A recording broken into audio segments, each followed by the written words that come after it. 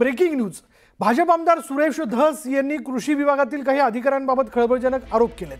कृषी अधिकाऱ्यांच्या बायको मुलांच्या नावावर अनेक कंपन्या असून लिंकिंगचं मूळ हे कृषी खातच असल्याचा आरोप धसांनी केलाय।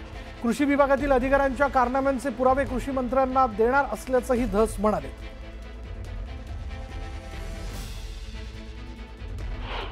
काही लहाळे, तोटावार, दिलीप झेंड, संतोष कराड, हे काही जे अधिकारी आहेत, किरण जाधव, महाप्रतापी, महाउद्योगी आणि इकडून सरकारने दिलेले पैसे हे स्वतःच्यात आपापसामध्ये कसे खाता येतील याचा संपूर्ण विचार कृषी विभागामध्ये केला जातो। अध्यक्ष महोदय, इतके भयानक प्रकरण आहेत, मी त्याचा पूर्ण गठ्ठा राज्यमंत्री महोदय तुमच्याकडे देतो।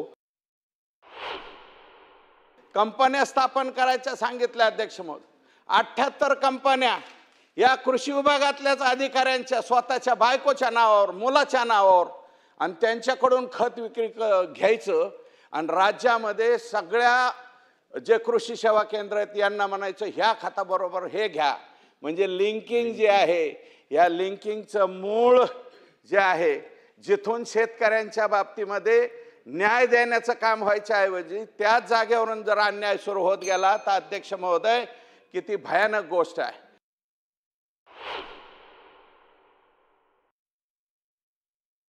2004 पासून आता 2025 पर्यंत 20 वर्ष एकच पठ्य आहे, विनय आवटे नावाचा, कृषी सांख्यिकी म्हणून। राज्यमंत्री महोदय, माहित नसलं तर त्याचं नाव मी सांगतो। विनय आवटे या अधिकाऱ्याशिवाय पीक विम्यावर अभ्यासू माणूस अजून या राज्याला सापडला नाही। या राज्यामध्ये महायुतीचं सरकार असो अथवा आघाडीचं सरकार असो, पण हे महोदय मात्र तिथेच थांबतात।